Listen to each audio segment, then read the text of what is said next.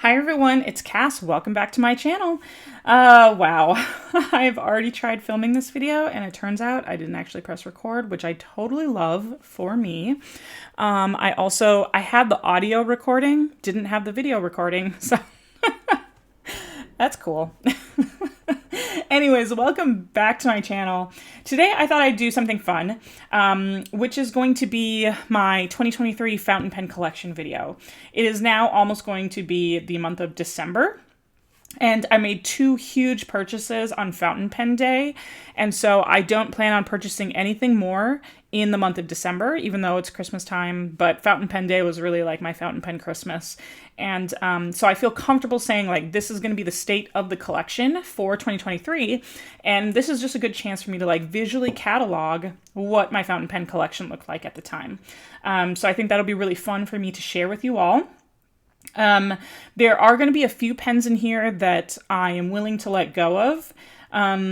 So if something sticks out to you from those pens, feel free to let me know. And there's some changes that I want to make in my pen collection, and that's why I think it's just good to like get that visual catalog of where I'm at right now. So if that sounds interesting to you, let's go ahead and officially get started. Okay, so I have all of my pens currently in a Muji 5 tray drawer set, and there goes the sun. Hopefully we can still get some good light.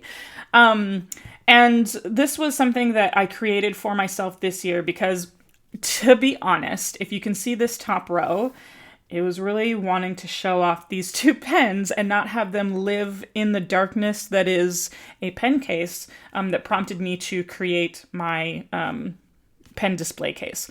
So I've got one of the Muji drawers, and I purchased these from I'll link it down below. I don't remember it off the top of my head, but everybody who has like made their own drawer system recommended this pen slot case for doing your own DIY thing.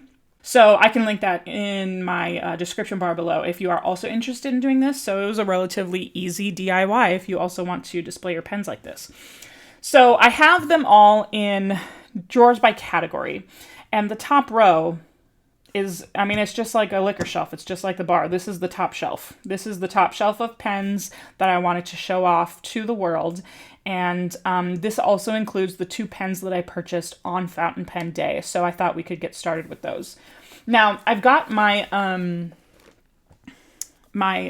what is this called? My ink journal in a standard traveler's notebook. And I already started writing down from the two pens that I purchased, just as writing samples. So I'll show those to you. But what I wanted to show was in the back of this, I do have like a separate TN insert that I've just stickered up like crazy. But this is where I keep like the physical catalog of all my fountain pens and then mark down what I've inked them up with when I do ink it up at a certain date. So as of now, the current fountain pen collection stands at 52 pens.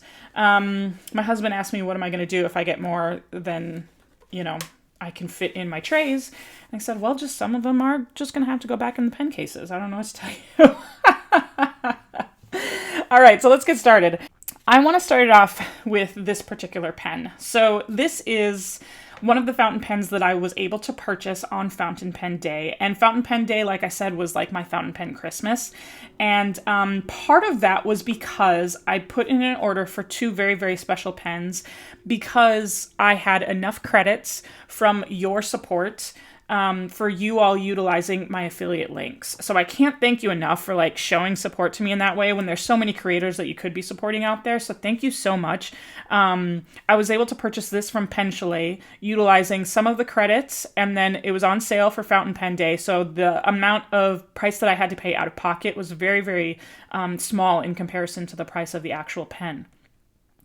So this is the Platinum 3776 Century. And I got this in a medium nib, 14 karat gold, and it also is in the black and gold color.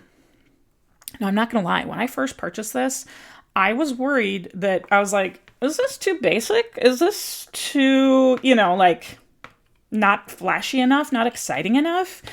But from the moment I purchased it, this has actually been my favorite pen to write with this month, in the month of November. And I do plan on carrying this forward to the month of December. It's just such a classy shape. you'll discover as we go through my pen collection that I have discovered that I do like these bigger pens, the way they sit in my hand. It's so comfortable. I have also learned some of the differences between these gold nibs.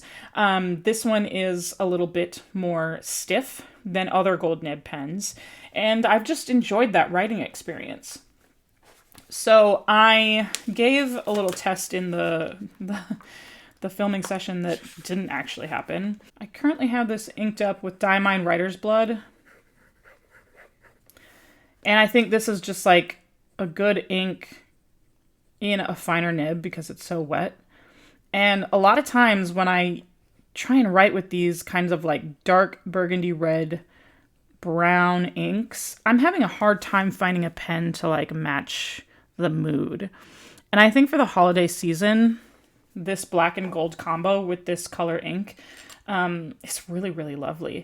That's why I want to keep it around for the month of December. So I was worried that this might seem a little basic, but sometimes you just need like a classic black dress. You need a classic black pen to carry you through some of these seasons. And wow, this is gorgeous. I've really enjoyed this writing experience. So the next one that I purchased for Fountain Pen Day was this one. This is definitely the most expensive pen in this collection. This is a pen that was like an absolute dream pen. I never thought that I could own a pen like this. But again, I was able to utilize credits from the affiliate code purchases that you've all made, and then the Fountain Pen Friday discounts, or the Fountain Pen Day discounts. So the price that I ended up paying out of pocket was not nearly as close to what the retail price for this pen is. So this is the Pilot Custom 743. This is in the verdigris color. This is a US exclusive color for Pilot. And I also got this in the medium nib. This color was kind of modeled after the Statue of Liberty. And I have it inked up with Pilot Iroshizuku Kujaku, which I think is a beautiful match. And this gold nib is like a little bit more flexy, a little bit more bouncy. Like I get it now. In terms of like when people say, you know, the flex and the bounce of a gold nib. And that's what I feel with this pen. So there is like a marked difference in terms of my writing experience between these two, just based off of like the way that the gold interacts with this pen. One is more flexy and one is more stiff. And that's so interesting to me. When I started my fountain pen collecting journey, this was several years ago, I never imagined I could write with beautiful gold nib pens, because I'm a left-handed writer, and I always thought that I would mess up pens because of bad writing angles or because the curse of like the left-handed smudge. And in my time of collecting fountain pens, I've really discovered the different ways of I have to find like the perfect writing angle for each pen, and that also nibsmiths exist. So if I do need things tuned or changed because of me being a lefty, I can go find a nibsmith. So that really, really like broke the dam as far as like me wanting to join the gold nib family. I really also, I want the Pilot Custom 823, but I went with the Pilot Custom 743 because of the color. So that was like the main action for me to purchase this over the 823. I'm not going to lie. I was nervous about this pen purchase because I also hate Pilot converters. So this is a converter fill pen instead of the vac fill, which is the Pilot Custom 823. And they're the same exact price. They're the same exact pen except for the filling mechanism. But this converter is infinitely better than the converter that you'll find in my other two Pilot pens. So these are the two Vanishing Point pens that I have from Pilot. So this is a Vanishing Point Decimo. This was actually the very first gold nib pen that I had ever purchased. This isn't a fine nib. And I bought it because of the color and because it was a clicky fountain pen. This is a really great like entry-level gold nib pen is what I have found from, you know, all the research that I've done, which is kind of why I made this plunge to begin with. But I don't often write with this one because it's the fine nib and because I always feel like I'm going to break it. This one's very soft and flexy, which is why I didn't think I'd ever encounter a gold nib pen that wasn't that soft. But anyways, this has the dreaded Pilot Con 40 converter, which is just the worst. You're never going to find a worse converter than the Pilot Con 40. So that's the only downside to a Pilot vanishing point. And now I've even seen that Mahjong, I think it's an A1 dupe for the Pilot vanishing points. And so, it has some interesting colorways. It's got the clicky mechanism, probably a better converter. I don't know. So I don't know if I would like purchase more vanishing points unless there was like a cool colorway that I just had to have. But when I did purchase that Decimo, I knew I wanted to have the matte black in my collection as well. So this was the second one that I purchased because I just had to have this really cool stealthy matte black fountain pen. It was definitely like a influencer based purchase because like literally everybody had this pen. And this is a medium nib. So of my two vanishing points, I prefer this one because of the medium nib. This one gets a little bit heavy. So I don't know if I prefer the girth of a vanishing point over a Decimo. A lot of the times I do, but it hasn't like been enough of a trigger for me to try and find another vanishing point. If I did, I would want the gunmetal one, but I just haven't I haven't gone there yet because I have two. All right, so moving on, the only other gold nib pen that I do have in my collection, this is the Sailor Pro Gear Slim. The colorway, I think, is the Snow Moon Sky. I got this from Amazon Japan, and this is in the medium fine nib. I haven't inked this up very much, to be honest with you. And the reason for that is because I have discovered that I just don't love how small these pens are. And at the time of me collecting fountain pens, I wasn't, willing to take the plunge and spend a lot of money on a gold nib fountain pen. So this was like a really reasonably priced gold nib fountain pen from Amazon Japan. So I wanted to give it a try. Plus Sailor Pro Gear Slims are everywhere. But I think if I did purchase another Sailor, I would want to try just like a regular Sailor Pro Gear and not the Pro Gear Slim, so I could try the size difference and see if that would make me want to gravitate toward that pen a little bit more. I would also get it in a medium nib. I'm just not a fan of these finer nibs. You'll see there's more medium nibs. That just tends to be my comfort size in my collection. So that would be the change I would make to that one. Okay, the next four. Super flashy, love them so much. If you had been following a lot of my fountain pen journey on the channel that I started this year, you'll have seen that Esterbrook explosion in real time. And I have since purchased 4 Esther Brook SDs. You'll see, when I find something that I like, I want it in multiple colors, like multiples of everything. So that's what happened here. I have 2 in the medium nib, 1 in the bold, and 1 in the fine nib. Of the nib sizes, the fine nib in the Esterbrook is actually my favorite. So that's just one of the crazy things about this hobby is just finding those combinations that really work for you. Okay, so the first one is going to be the color Rainforest. And I purchased this from Atlas Stationers. This is one of the ones in the medium nib. I do believe I have to tune this one, though. This one does tend to feel a little bit more scratchy than my other Esterbrooks. So I want to get that one checked out. Then this one was like the first Esther Brook SD love that I ever saw. This was, the iconic Esther Brook SD for me when I saw it in other people's videos. So I had to get this one. This is the Sea Glass. I have it in a broad nib. I would probably either tune the broad nib into something custom and probably closer to medium than the broad. The broad is way too wet for me. Or I would just buy a medium-sized Esterbrook nib and swap it out on this one. Or a fine one, because to be honest, that fine nib is probably my favorite. So this is the very first Esterbrook SD that I purchased, and you saw the unboxing on this channel.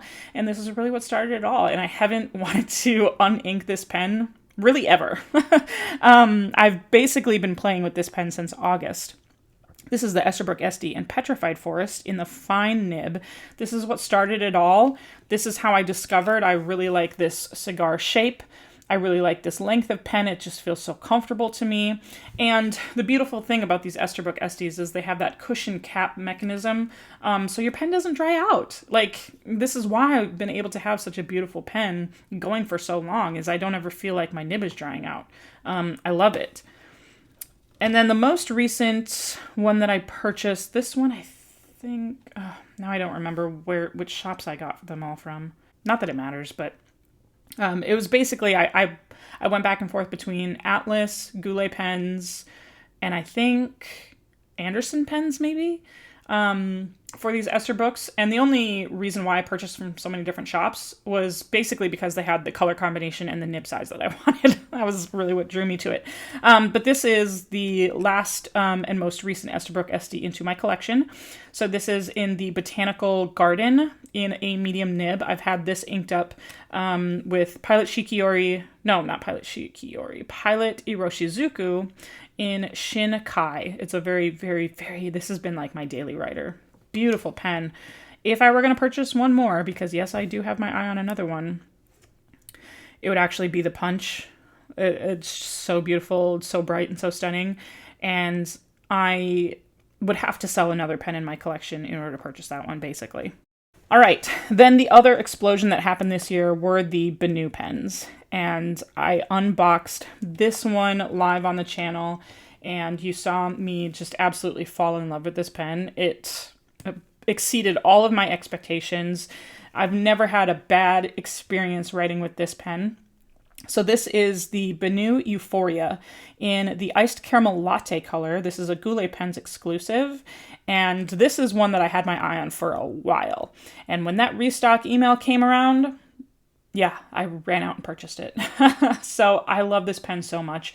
This was like part of my discovery of liking these bigger pens in my hand. I don't ever post it, so this is kind of like the size that I'm gonna get with this pen.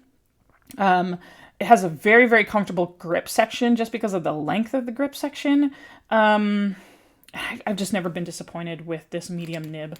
So much so that that's what prompted me to purchase the Banu Euphoria in Bourbon. I went triple the sparkle this time, and I also got in a medium nib because I was like, if it's not broke, don't fix it. So Banu Euphoria medium nib. I have discovered that this is my favorite combination as far as Banu models go.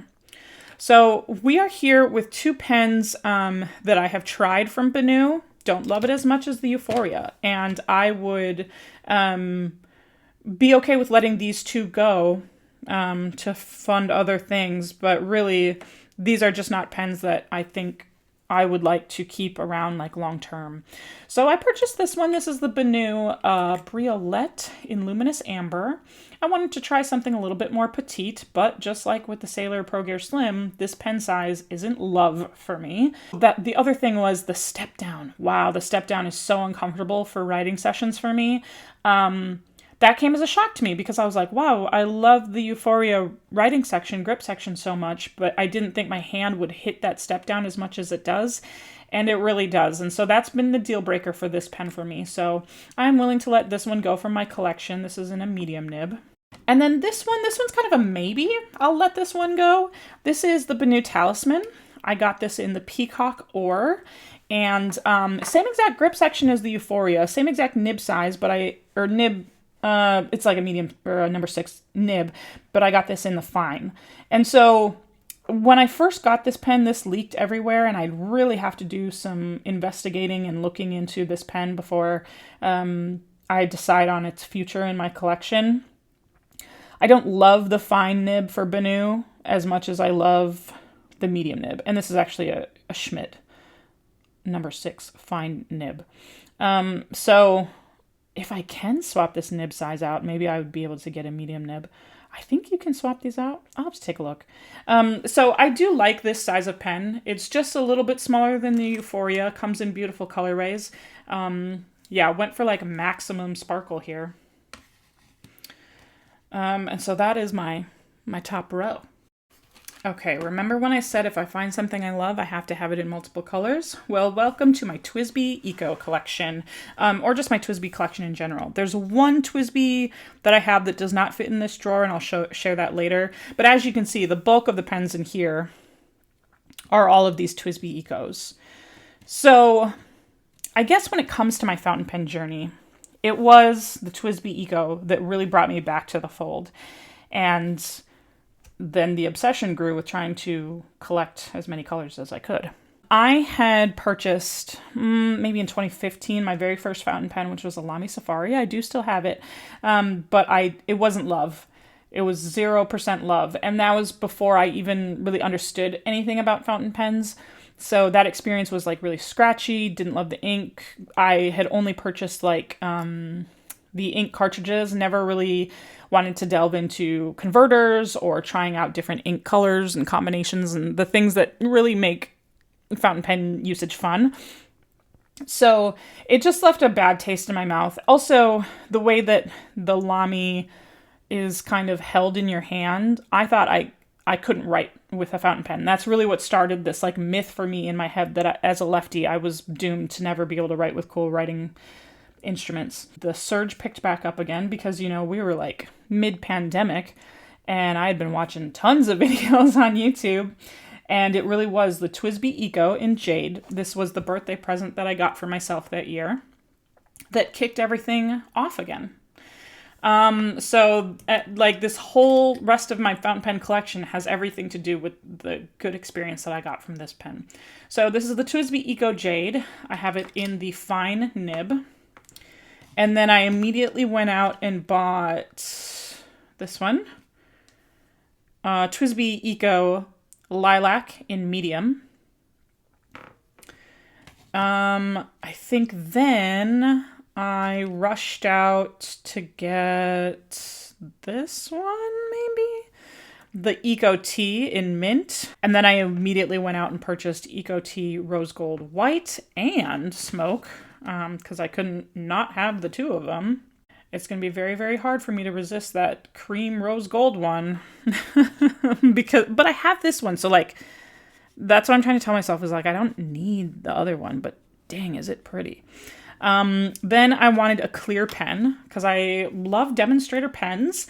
And I thought a clear pen would be fun to have as just like every color could go into this pen. Then I was kind of like, I want to try an extra fine. So then that's when I bought just a white in extra fine, because then I've discovered that like, if I like a nib size, I can always test it out or just test something out in a TWSBI Eco, and I know I'll love the pen, and then I can just kind of test out that nib size. So this is the only extra fine nib that I have in my collection, is this white one. Again, I bought it in white because I thought I could go with every single color. And then I bought this one.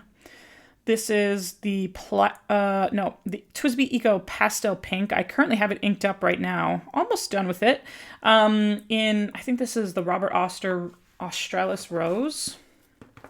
Rose Australis. Australis Rose. Been having a lot of fun with this pink. It just goes to show that sometimes you're in the mood for something and sometimes you're not, because when I first got this ink, I thought I was doomed to hate it forever. And then, you know, I inked this combo up together and just, it was meant to be. So this is in a fine nib. I don't know the order anymore, but this is the only TWSBI Eco in bold nib that I have. I got in the translucent purple because I like purple pens. So I wanted to add another purple pen to my collection and decided why not. This one is in the cerulean because I didn't have anything in the darker blue. And then I also got the TWSBI Eco Saffron because I didn't have anything, you know, in this color family either with my TWSBI collection. So my very first fountain pen was a Lamy Safari in yellow. And so this is just kind of like an homage to the journey that I've been on. All right, and then the other two TWSBIs that I have, this is the TWSBI Diamond 580 in Iris. Come on now. When this pen came out, I had to have it. This isn't a medium nib. It was purely for looks. They got me this one. And then I wanted to try one of the TWSBI Eco Minis. So this is a TWSBI Diamond Mini, and this is a 1.1 stub nib. This is actually the only 1.1 stub nib that I have in my collection. So I have one other TWSBI in my collection, you'll see it later on, that I got for another like everyday writer, because TWSBIs and I, we just like each other a lot. We get along. As a matter of fact, if people ask me like, if you were going to get a fountain pen for a beginner, I'm going to recommend that TWSBI Eco 9 times out of 10. The other 1 out of 10, I'm going to actually recommend Jinh. So I discovered Jinh this year. Sometimes I'm just in the mood to have something that's just like really, really simple to use. And that's where Jinh came in. So my first Jinh was actually this one. This is the Jinh 100, and the color is just called Colorful. But it's clearly a knockoff of the Monte Grappa Elmo in Marshmallow. I think that one is.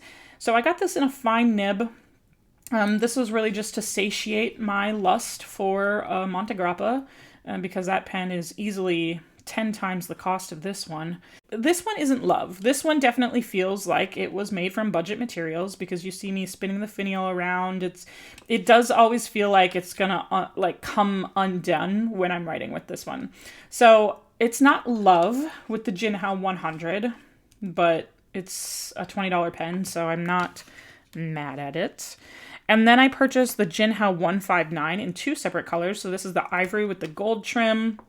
This is supposed to be a dupe for the Mont Blanc. I forget the actual name of the Mont Blanc pen, but I can't afford a Mont Blanc. So here we have the Jinh. I got this in a medium nib, and then I also decided to go for just like a really classic look, and got the black and silver trim. Obviously not real silver though. And this is also a fine nib. These ones are very, very girthy. They're the thickest, some of the thickest pens that I have in my collection. My hand does get a little bit tired with this in a long writing session, not gonna lie. But again, these pens were like $11. So I am not mad at them, to be honest. And then the favorite of the bunch is actually the Jinh 82. That's what it is. And this is a clear knockoff of the Sailor Pro Gear Slim. So remember when I said that I didn't love Sailor Pro Gear Slims for how small they were? I don't know what the difference is between a Pro Gear Slim and a Jinh 82, but I love the Jinh 82. And maybe that's because I'm not like afraid to post it because it's an $8 pen instead of a $100+ pen. I'm not sure. But I got this one. I don't know. This has a few little sparkles in it. I got a clear demonstrator one because I do enjoy clear pens. I think they look cool.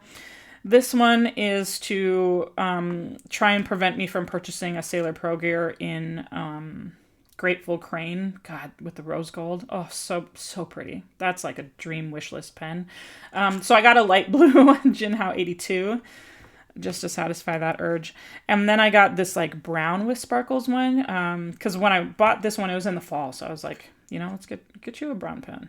Get you a brown pen. Yeah, so I like having these. And again, if someone were asking me what would be the pens that you recommend for a beginner, I'm going to say TWSBI Eco, #1, 9 times out of 10.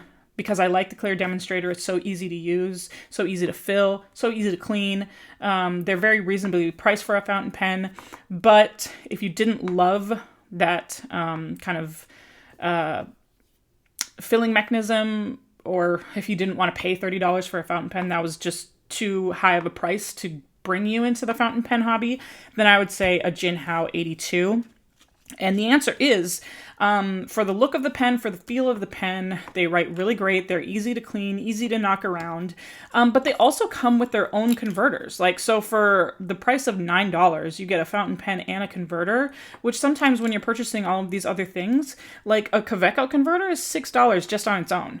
And that can be really annoying and really obnoxious to someone who just wants to try something out. So that's my 2 cents.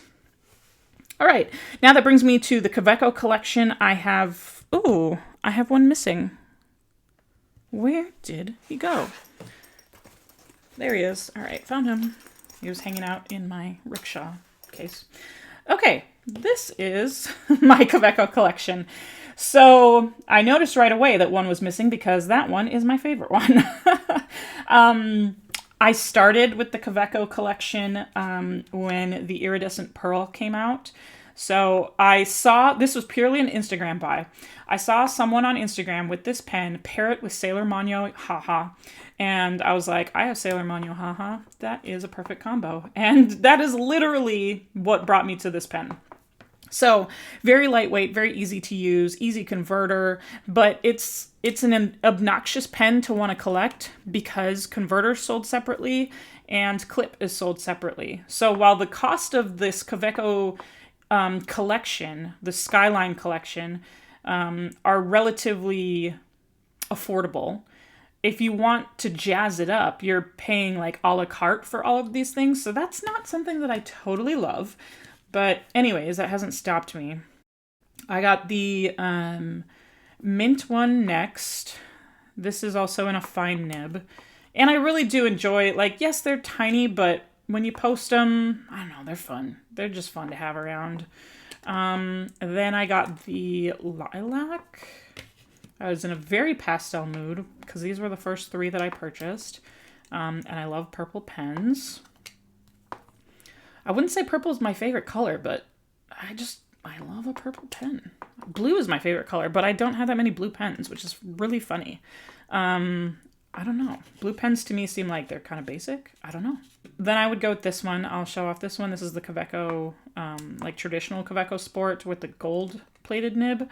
In the medium. So this was my first medium Kaweco, and I realized that I like the medium on a Kaweco more than I like a fine. Purely because I think the writing is a little bit smoother. The fine on the Kawecos tend to be a little bit more scratchy for me.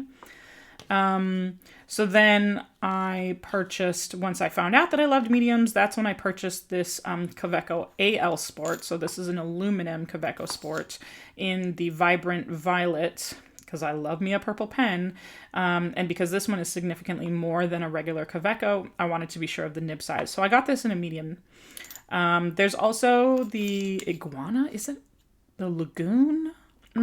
It's like a teal one that I really like, but I don't own that one. And then this was the last Kaweco that I added to my collection, and it turns out it's my favorite. I just love putting green ink in this pen. I love this dark olive color. This was a limited edition release. I don't know if they have it very readily available. But yeah, it just was like something that spoke to me, and turns out I had to have it. If I were going to get more Kawecos, to be honest, I think I would get a macchiato in broad, because I haven't tried a broad nib in Kaweco. Lots of people like broad nibs in Kaweco, so maybe I'll try that. And I would also try a Kaweco student pen, probably the brown one, or like that burgundy one. I'm not sure yet. All right, so this is tray number 4. This is kind of like the island of misfit toys.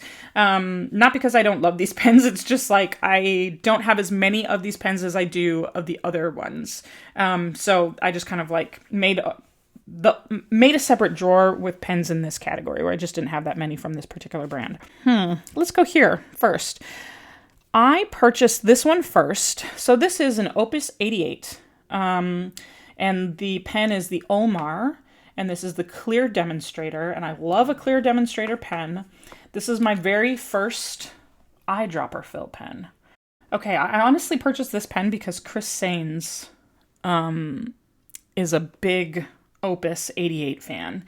And it was from like watching her videos and just seeing the ink capacity, her love for these Opus 88 pens that really brought me down the Omar 88 rabbit, or the Opus 88 rabbit hole. So then I purchased this one. This is the Opus 88 Coloro in pink and white. Sparkly pink, white. I thought it was cute. This is in a medium nib. So the 2 that I just showed were both medium nibs. And I've loved this one. I basically filled it up and just wanted to test out the ink capacity. And it's been lasting me for a very long time. So I just loved this one. And then this one was on sale at Pen Chalet. So I just, was basically like, all right, I'll try this one too. So this is the Coloro in the color of the year 2022. This like purple and orange one. And I've been having fun with this one. This one is also currently inked. I have it with Dominant Industry Earl Grey tea.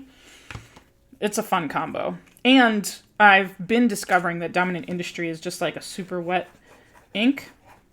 So having it in this fine nib, because I have it in a fine nib for this, it seems to work better. Like I'm smearing less. And yeah, I inked this up for November because it was orange, duh. And I'm going to see how long this one takes me to get down. I filled this one up a lot.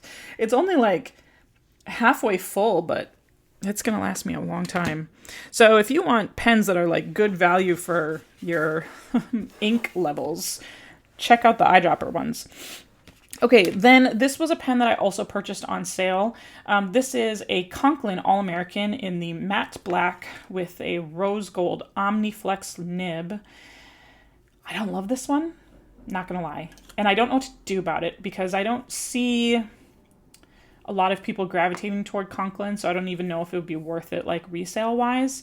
But I would give it another shot. I put a Diamine, which one? Regency Blue in here. And it was a good pen, but it was like just kind of like a everyday standard blue ink and a black pen, and maybe I need to like jazz it up a little bit more. I'm not sure yet, so I'm still undecided about this one. Then this brings me to my 2 hand-turned pens. So I feel like the progression of my pen purchasing has happened in a really natural way, where it was like I dabbled, and then I dabbled in a few entry-level gold, and then I found some really sparkly ones, and then I found some hand-turned ones, and then I went for really expensive gold. So like, I don't know. I've just been kind of trying them all. Okay, so this is a hand-turned pen from Zodiac Pen Company, and the pen model is the Virgo, and I purchased this specifically because this was a Jonathan Brooks blank in the Water Lily Koi. And I had been scouring the internet for a Water Lily Koi, and it brought me to Bart from Zodiac Pen Company. And the story behind this pen is just so interesting, but I can honestly say that this pen was legitimately hand-turned for me. And I love having it in my collection. I love the swirls of the color. I got this in a, what did I get? A medium nib. So this is Jovo Steel number 6 nib. I've paired it with like a light green, and it just was perfect in the spring. I loved it. Perfect in the summer, I should say. And then, this one. This is the Little Pen Designs Candy Nougat pen in the purple. And there's also a story behind this pen, whereas I had been basically stalking Little Pen Designs Instagram because I knew this pen existed out in the world and I really wanted it. And so on Instagram is where I've kind of found these like independent pen makers are really going to post what their stock is live. And so a batch of the Candy Nougat pens came out, and I had originally purchased the one in teal with a teal cap, like the whole cap was solid. Because I guess the story goes is that this Candy Nougat material is a very hard material to make a cap out of. And so this is the original design that he said that he wasn't going to make more of. Then I just so happened to be on Instagram at the right place, right time. And he was like, just kidding. I released one original design in this Candy Nougat in one of each color. So there's a pink, a teal, and a purple. I honestly didn't care what color I got because I just wanted one. Purple was the only one left, but I like purple pens, so it works out okay for me. And I got this in a fine nib. So I wish I had gotten this in a medium nib, but I can easily swap this out. Because the original Little Pen Designs one that I had with the whole like solid color cap was a medium nib, and I didn't want to purchase one in the same nib. Because I initially wasn't planning on selling that pen. But once I had both of them, I was like, I really can't justify. Okay. I had to take a break in filming. It was purely involuntary. I think the last clip was me basically saying I couldn't justify having 2 of them in my collection. So that was that one. All right, I lost a little bit of footage, so I was almost done with this tray. Now we'll go over these 3. All right, so this next one, this is the Leonardo Momento Zero, and the color is Lavanda, and the nib size is a medium. This is the only Leonardo pen that I have, and it really saddens me, but this is actually a pen that I am planning on selling so that I can fund that punch-colored Esterbrook. So, like, they're like almost the exact same color, and I bought this pen purely for the color, not because I was like a Leonardo stan when it comes to pens. And upon using this pen, I found out that this is actually very uncomfortable for me. Like where my fingers hit the step down, it just cuts into my finger, just like how I grip this pen. I feel like this is a me problem. And there's one other pen in here that I also think is a me problem, because I don't hear other people talking about that experience when they talk about the Leonardo pens. And they make beautiful, beautiful pens, such beautiful work. They pair up with Jonathan Brooks and did the beautiful like primary manipulation #1 pen. So anyways, this is a pen that I would be willing to let go from my collection. So if you're interested in this one, just let me know. Now, this pen, this I ordered all the way from across the pond. This is from Cult Pens, and this is the Le Bon 325, and the color is Sakura. I bought it from Cult Pens because it was actually a pretty good deal. I check every now and again. There's like another pen that I want that's a Pelican that is priced better from Cult Pens, and so I'm willing to do whatever it takes. This is actually the second pen that I bought from Cult Pens. The other one was actually that pastel pink TWSBI Eco. So it turns out Cult Pens just carries my favorite pink pens. I'm not sure. But this was in a medium nib. A very smooth writer for me. This one I haven't been gravitating toward just because of that like color scheme. It's definitely more spring, summer vibes than we are in the winter. So I haven't played with this one recently, but I really had a positive writing experience with this pen.